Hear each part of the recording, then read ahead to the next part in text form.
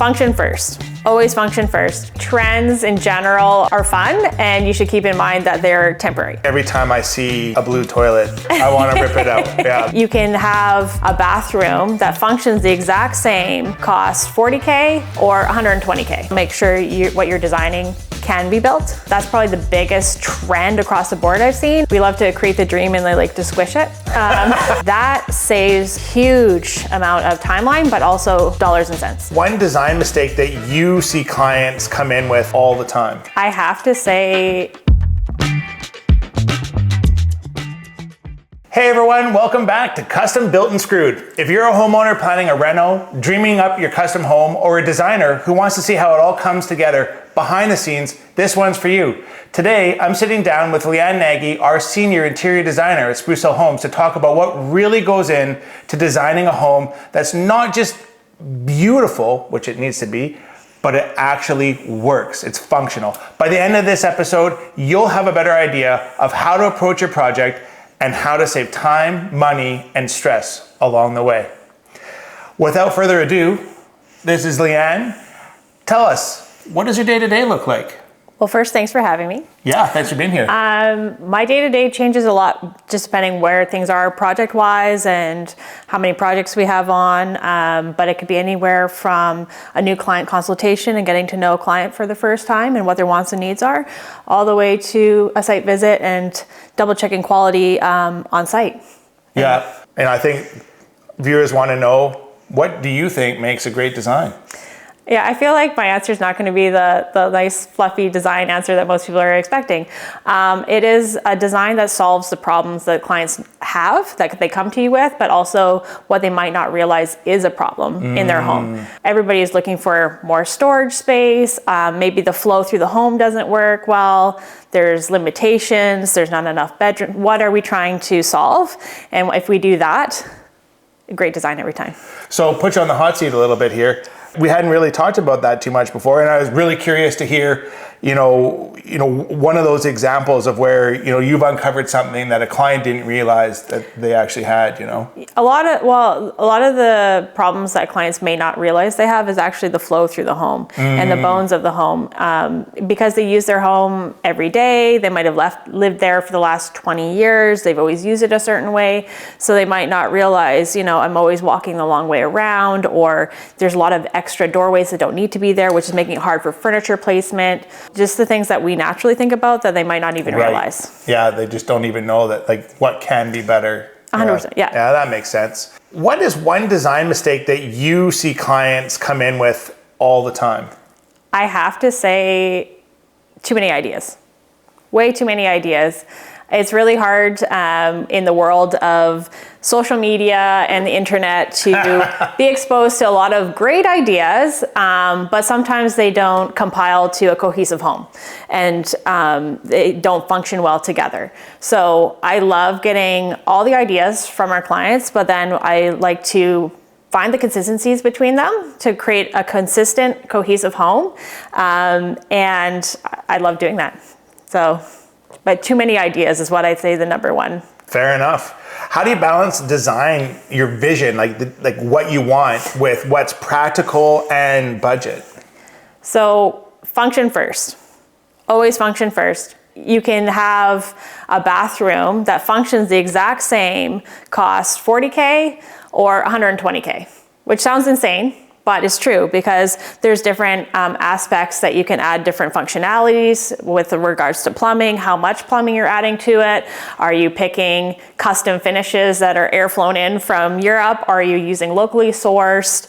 Maintenance level, all of those things come into play on how much a space costs. So if we plan for function first, you get a great design every time. Yeah, no, it's so true. And I think both of us too many times have been in a home where, it is beautiful and it's elegant, but you are having to walk, 4 miles to get from the kitchen sink to the fridge. You walk in the front door and you got to go to the back of the house to hang up your jacket, right? I mean, it just doesn't function very well. Yeah, if you have a mudroom that's in your home, but it's nowhere near your front door or your garage or main point of entry, you're not going to use it. No, So, it's just silly at that point in Yeah. time, isn't it? All right, well, let's talk about some trends, shall we? Sure. So I feel like trends in general are fun, and you should keep in mind that they're temporary.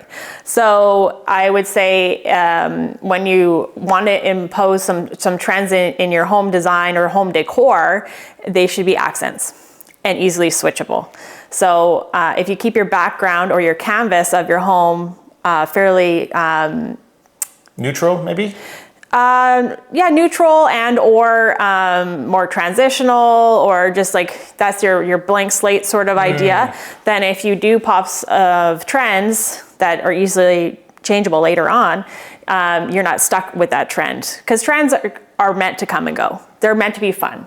So you want to be able to switch them out. So for example, like hexagon tile was huge for a long time. Yeah, So a great way to have inserted that would be in a smaller area, such as like maybe a backsplash or a powder room, versus maybe throughout your Entire main floor. bathroom or something, right? So somewhere, I think we should have fun with trends, but also keep in mind that they're meant to be short and fun. Yeah, I couldn't agree more. I think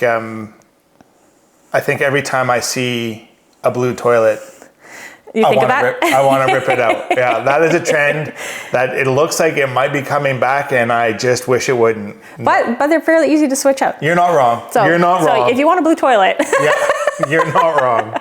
So what are Vancouver homeowners looking for these days? Like, what are you seeing people really moving towards? That's a great question. I feel like the average Vancouver homeowner is looking for lower maintenance in their homes as a general trend. Okay. So it is less grout. So larger format tiles, slab backsplashes in their kitchen. Yeah. So easy to clean and maintain.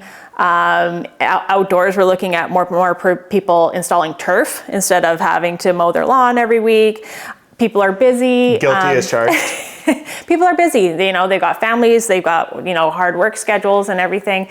And this just simplifies their life, but also looks fantastic. Right. Yeah, no, I totally agree with that.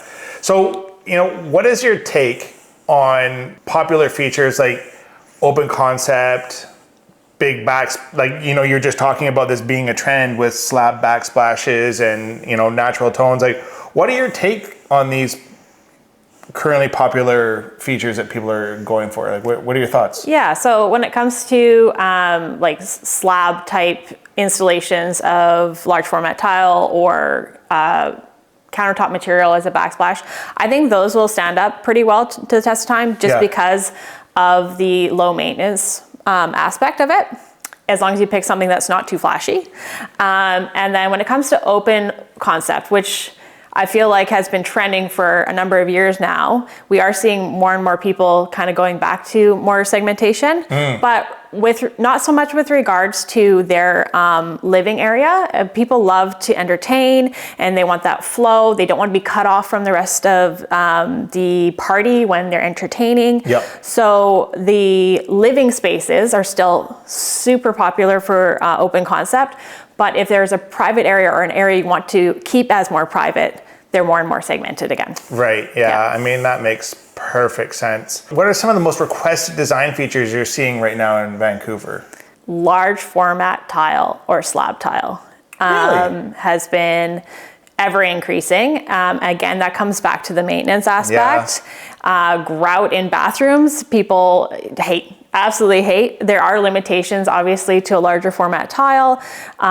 It does cost more to install. The material up front is a little bit more, but the maintenance is less, especially if you get like a porcelain that's not as permeable. I think that's probably the biggest trend across the board I've seen, and I'm seeing more and more people looking at porcelain for countertops.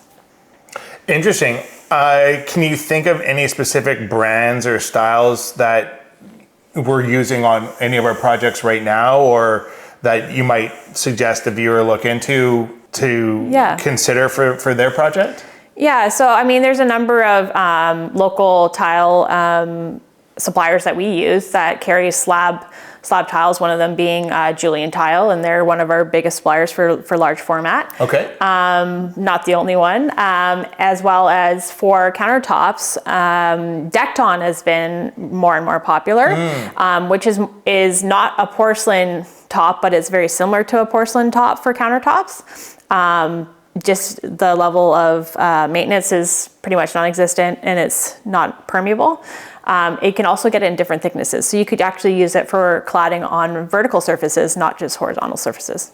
So if like you use a product like Decton, can a client maybe save a little bit of money on doing a slab backsplash as opposed to using quartz or granite or something like that?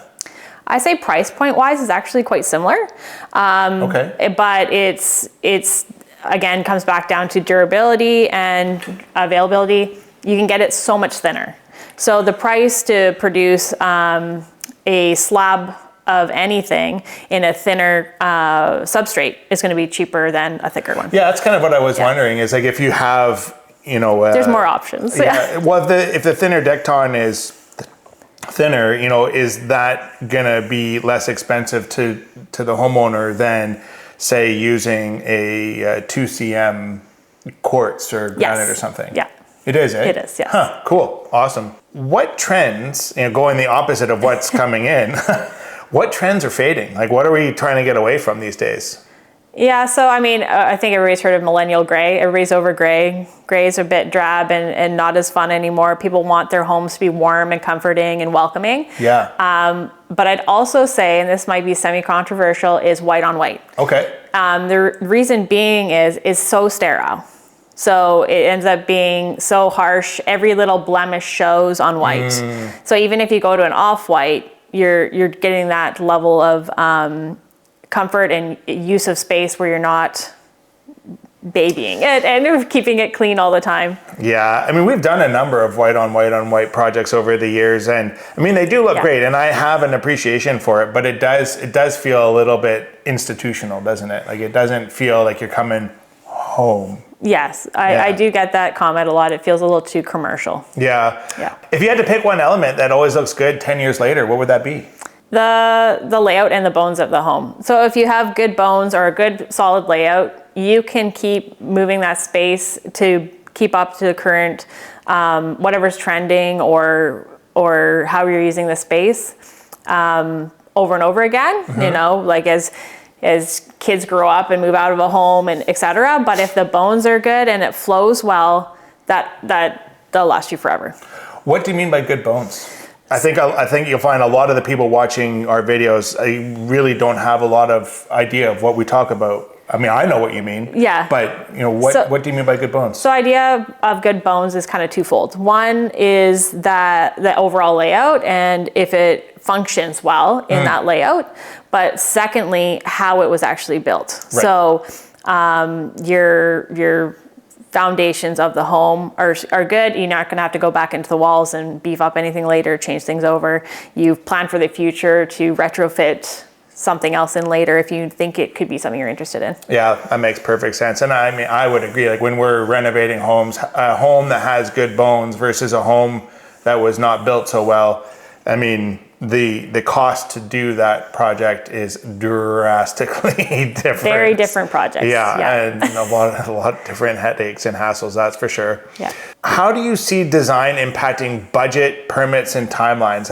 How does that design affect those three aspects of things? So design always affects budget because we can budget to a design or a design to a budget. Yep. So really it's what's the more important factor, and then they counterbalance each other, but they are directly correlated. Yeah. I think I discussed earlier that we can design the function first and then change things later, but there are certain aspects in a home design that once built in, it's just very expensive to change later. And then when it comes to the permitting stage, I would say the number one thing to do is your feasibility studies. Yeah. So make sure what you're designing can be built. Yeah. And that you're going to meet local regulations. Wouldn't you also find though, like when we're talking about like how a design can affect permits, if we're going to specifically go after that, if you're not moving walls, if you're not changing windows, if you're not adding walls as well, you really don't need to go in for a building permit. We still would suggest, folks go in for, their electrical permits and mechanical permits and that sort of thing, right? Yeah. But you don't, at least in Vancouver, you don't need a building permit unless you're making some sort of wall change or window change or something like that. I think you reminded me of something that we've said a lot in our relationship, where it's like you can build to a design or design to a budget. I think it's really important for you to know this is like there are 3 pillars to almost everything in life, but let's just stay focused on construction because that's what this podcast is about. There's the quality of what you get, there's how fast it's done, and how much it costs. And you get to pick 2.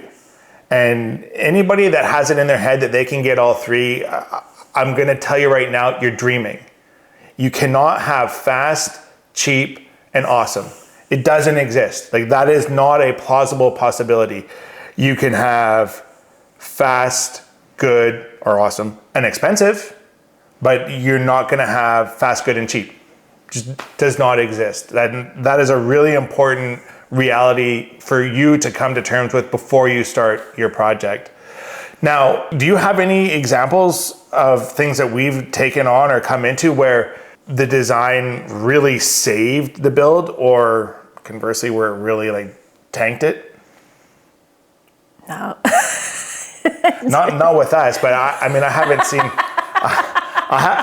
I've seen a couple of designs that weren't that well. For myself, anyways, I've seen a couple of designs where things weren't so well thought through before they started.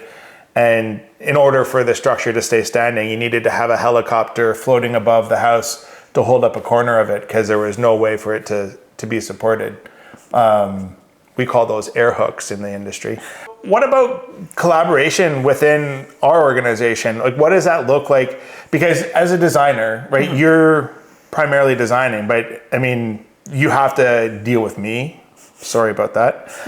You also have to deal with our project managers and the production crew. And so, what does that collaboration look like and how does that work? Like tell us a little bit about that. Yeah, so I guess initially we come up with a design and we do consult either yourself or one of our project managers or maybe somebody on the team as far as what's possible. So what we're presenting is realistic. Yeah. So there's already an overlap there. And then we always present our initial design plan with a budget. So there's another overlap there as one of our project managers will put a number to those designs. Yep. And I always have a joke with one of our senior project managers is we love to create the dream and they like to squish it. So that's just, as far as like what's realistic, what's going to fit into the budget. But again, that's to set really great expectations with their client. Yeah. And then later on, when it's full swing and we're in for the constructions phase, I get direct messages from the team. Hey, this isn't quite what it was supposed to be. Things changed on site. This is not quite possible. We might have to pivot a bit, and it's just a great give and take and a great problem solving, but on both sides, and it really keeps the integrity of the initial design. Yeah. Awesome. I had to just pause for 1 second here and say, I know that I expect a lot from my team and everything else, but you're allowed to have a sip of your water. If you're thirsty, go at it. Yeah. What are some common problems in renovations that start with poor design planning?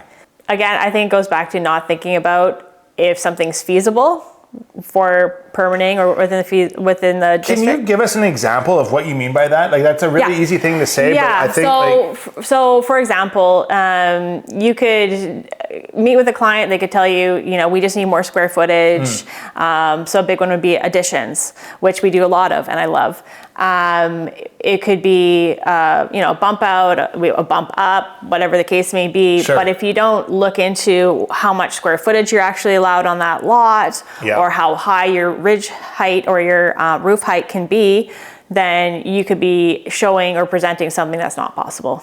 So I think that one's huge, is making sure that you are understanding what's possible and then presenting those options. And then also not thinking about how things are going to be built. So there's a lot of great designers out there that have brilliant ideas. Brilliant ideas. Brilliant ideas. Brilliant. They look beautiful. On paper. But that's the great thing about having our integrated team is figuring out, is it possible to build and how are we going to build it? And some of these great ideas are possible, but they're going to cost 3 times as much as another way around. So we always say we can do anything for anybody, just time and money. Having a construction team in your back pocket to ping your ideas off of is pretty powerful, isn't it? Yeah, it's huge. Yeah. Can you give us an example of where the design process saved clients time or money? Absolutely. So I would say that if we can align with our clients to make as many decisions and specifications,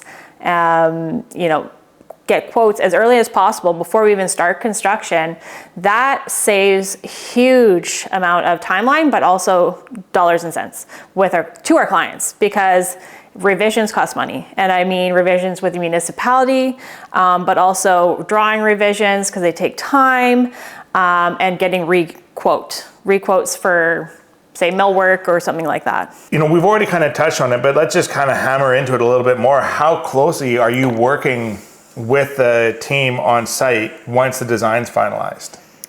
We do regular check-ins on site. Define regular. It depends on the size of the project and how detailed it is. So I have certain projects that are very detailed and large projects that I'm there weekly, both with the project manager and the client. But then I have other projects where I check in about once a month on site, just depending again on the scope of work.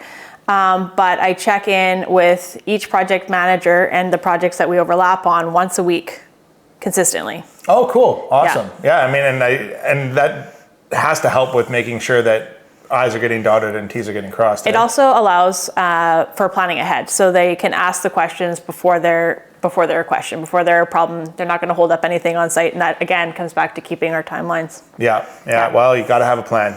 Absolutely have to. One of the things that I've been most excited to talk to you about today are some of the projects that you have worked on since we've been working together, and that's been what, is it 5.5 or almost 6? Is it over?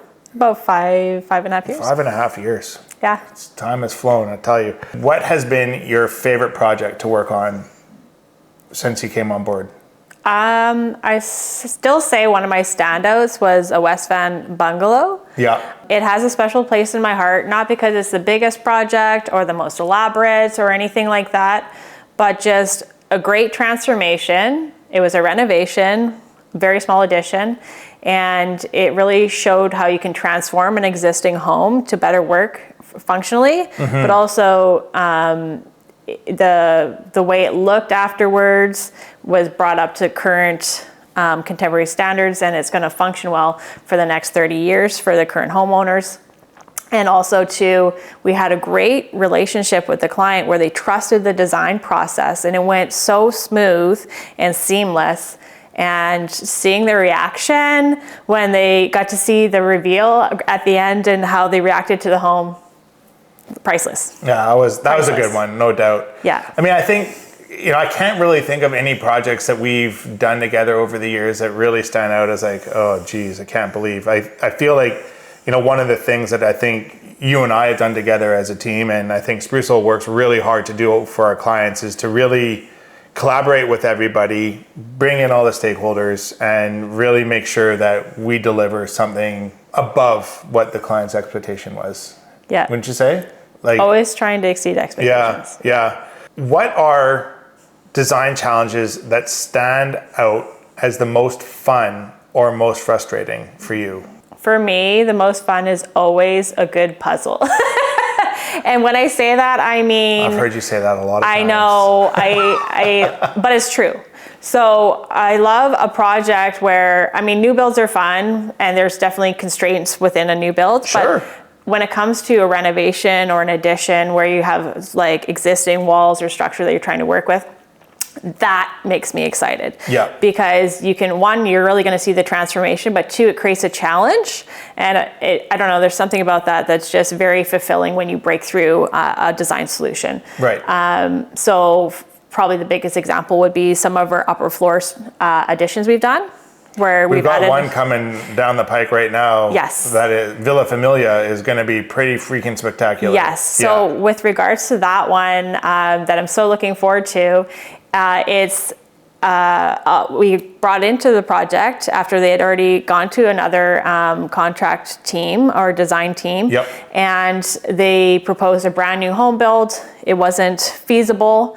And we got to show them what they could do with their existing home with an addition, which was exciting. I was actually, the guys got the second floor assembly done yesterday or the day before. So we were on site yesterday, and I got so excited because you haven't been up there yet. But Not yet. The view, the view pictures from that second floor is like just this most spectacular view of downtown. I mean, like it's not like a West Van, like ocean downtown, but it is such an amazing view. You wouldn't think that you could get that view from that location.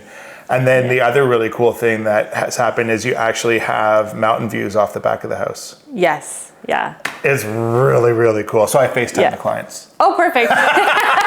Love it. Yeah. So, with those clients in the future and clients that we've worked with in the past, what have you noticed as being the first thing they notice when they walk into the newly renovated space? How it feels.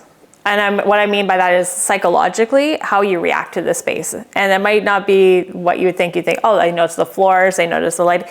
But it's the combination of all those things that set the tone of how the home feels and whether it feels like home.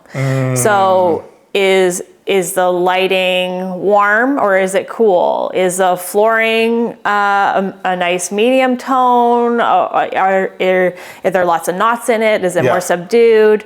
What color are the walls? Like all those things, which seem like little bits and pieces, but how they interact,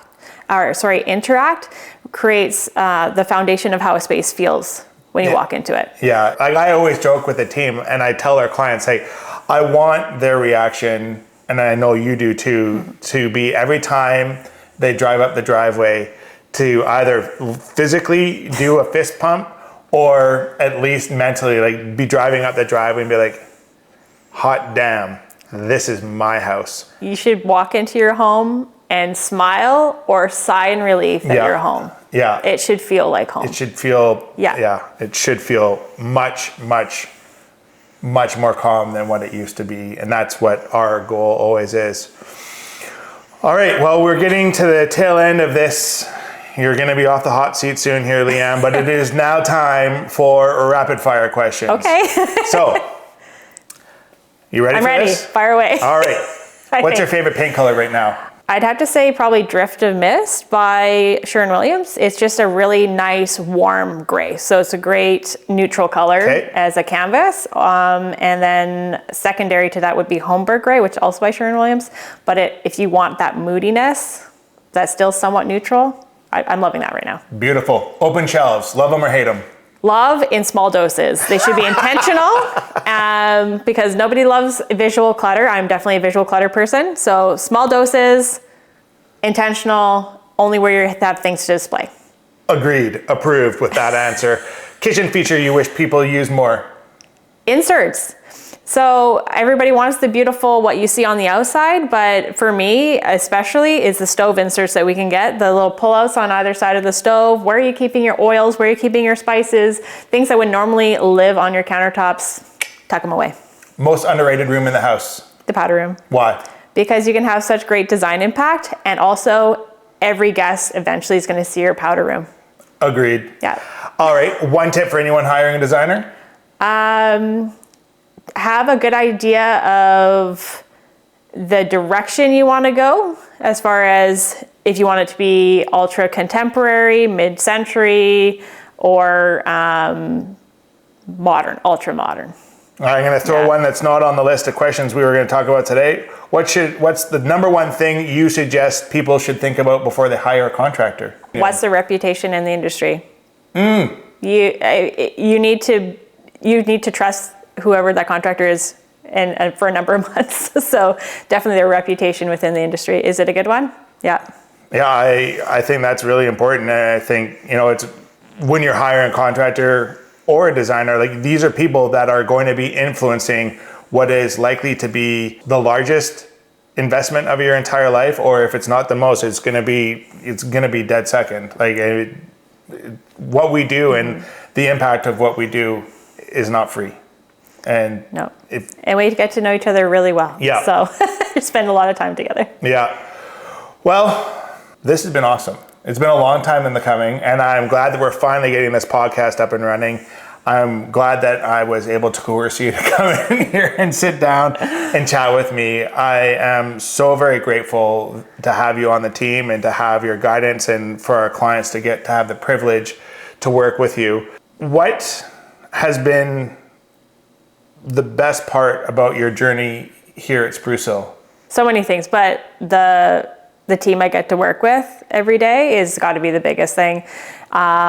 Without our team, I don't know what I do. And secondary to that would be, I have some amazing clients. We attract some just fabulous clients to work with. We are pretty lucky that way. Yeah, we do have some pretty awesome clients.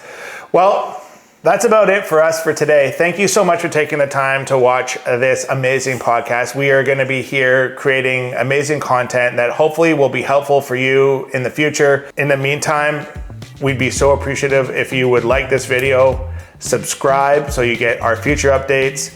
And if you're thinking about moving forward with a new build, a reno, a kitchen, an addition, you want to make some changes to how you live, we'd love to speak to you. Head to our website, book a consultation, or speak to us, get a consultation booked, and let's begin the design process. You never know, you might get to meet one or both of us. In the meantime, thank you so much for watching, and stay awesome.